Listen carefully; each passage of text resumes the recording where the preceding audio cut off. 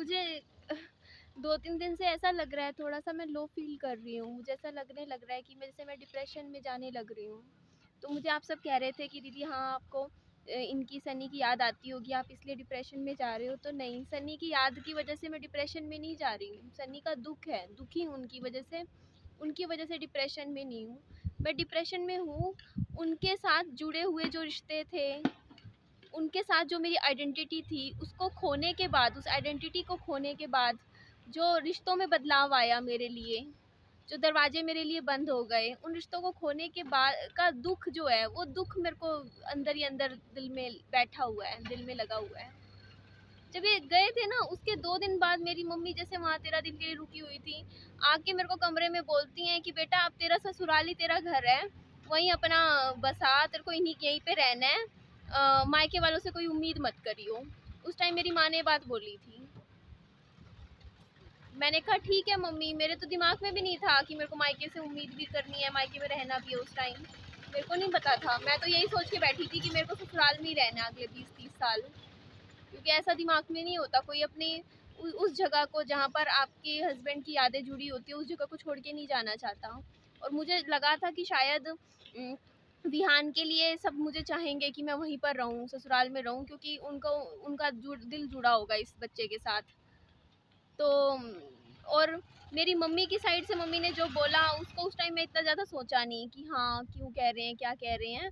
पर उन्होंने ये बात बोली थी कि ना अपना ससुराल में ही है, क्योंकि एक होता है ना मायके से कि लड़की शादी करके चली गई तो बस अब हो गया काम, अब वापस आ गई। तो मेंटेलिटी ना, आई रिस्पेक्ट देम, मैं सबकी रिस्पेक्ट करती हूँ, बट वो जो मेंटेलिटी है ना, चाहे वो किसी की भी हो सकता हो कि कल को मेरी जैसे मेरा बेटा है, उसकी क्या मेंटेलिटी हो, वो अपब्रिंगिंग पे डिपेंड करता है ना कि आप कहाँ पे क्या क्या चीज़ें आपने देखी हैं, सुनी है। जैसे मैं बता रही हूँ ना, यहाँ पे लेडीज़ हैं, जब भी मिलती है मेरे को, मेरे हाथों के लिए बोलती हैं, कहती हैं कि तू चूड़ियाँ नहीं पहनती है, वो वाली दो एक एक पहन ले।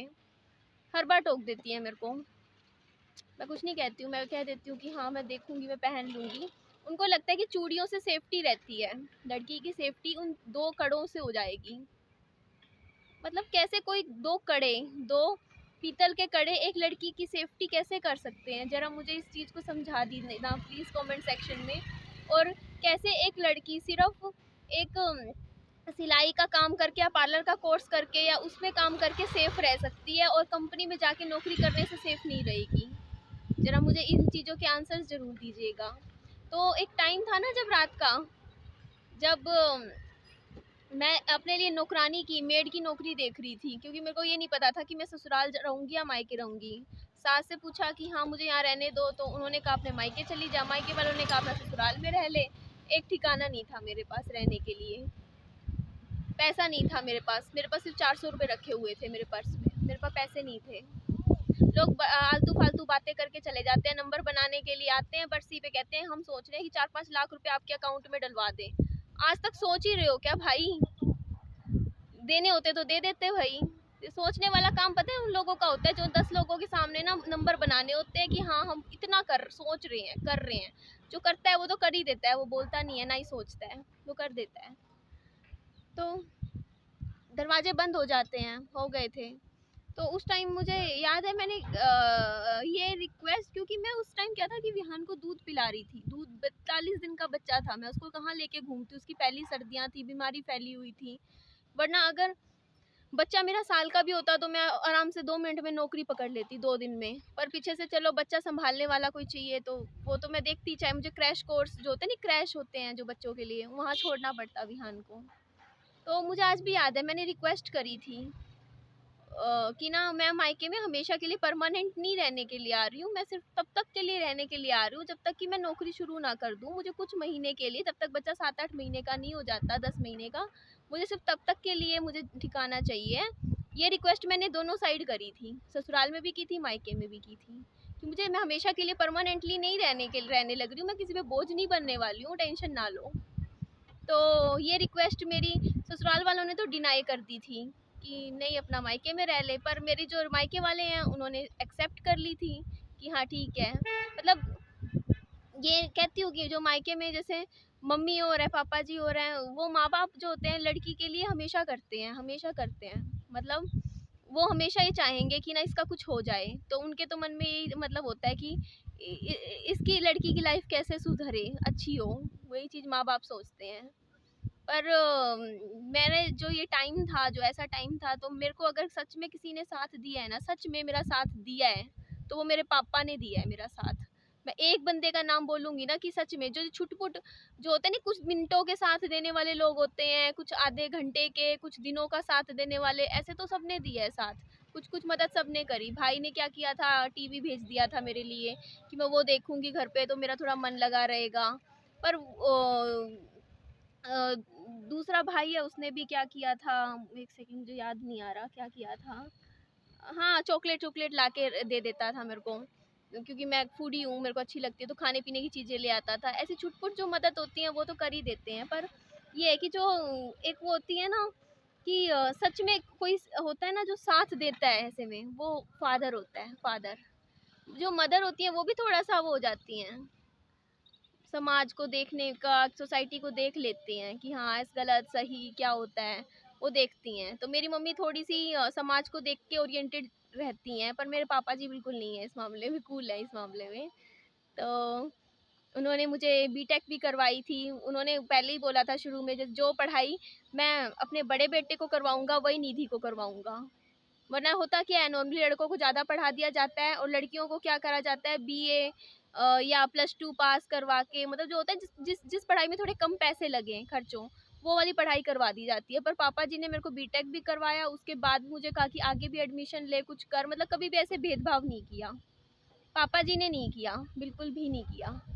हाँ, मम्मी थोड़ी-सी मैं मान सकती हूँ कि उस साइड ओरिएंटेड रही हैं, क्योंकि वो गाँव में पली-बड़ी हैं, तो गाँव में ऐसा ही होता है कि पहले लड़कों को रोटी दी जाती है, खिलाया जाता है, फिर लड़कियों को खिलाई जाती है रोटी, लड़कियों को दी जाती है फिर।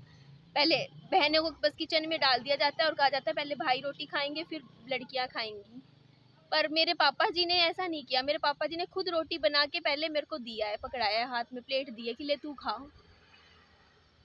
तो वो जो टाइम था ना, जब हर जगह से मेरे लिए ताले लग गए थे, कोई साथ में नहीं था, वो ऐसा टाइम होता है ना, उन्होंने ना रिश्तों को खोल के रख दिया मेरे सामने, रिश्तों को खोल दिया।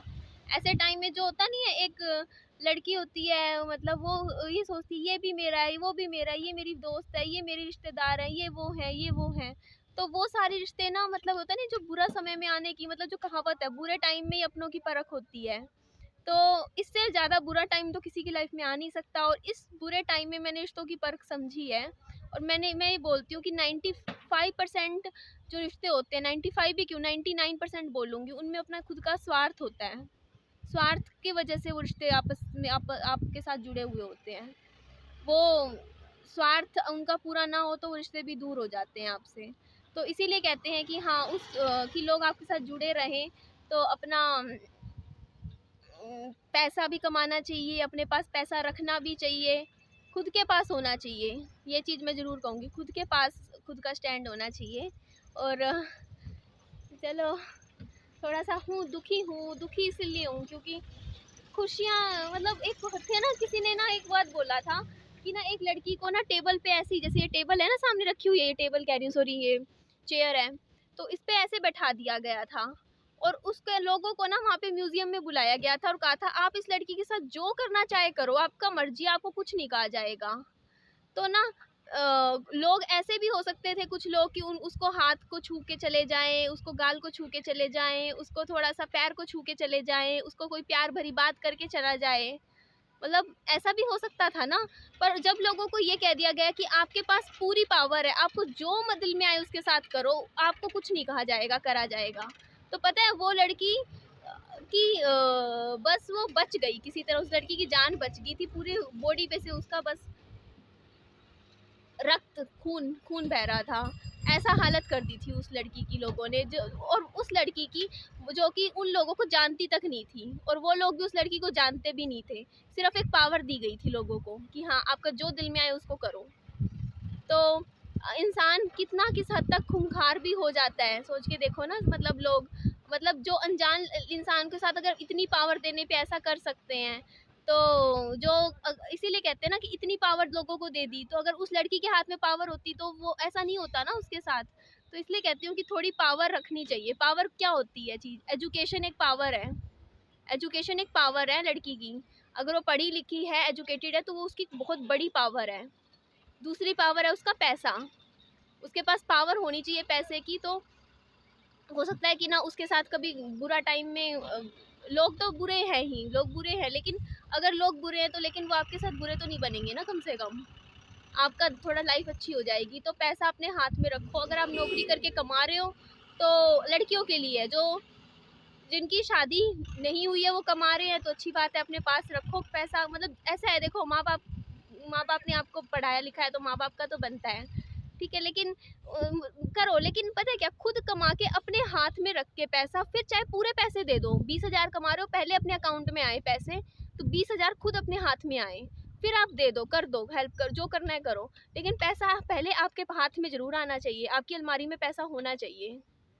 ऐसा नहीं होना चाहिए कि आके पैसा सीधा पकड़ा दिया, पैसे का हिसाब किताब नहीं रखा, बस आपकी लाइफ ऐसी चल रही है, लोग अच्छे से बोल रहे हैं, खुश हो। नहीं, अपने लिए पैसा जमा करना बहुत ज़रूरी है। फाइनेंशियल ये दूसरी पावर है जो मैंने आपको बताई है।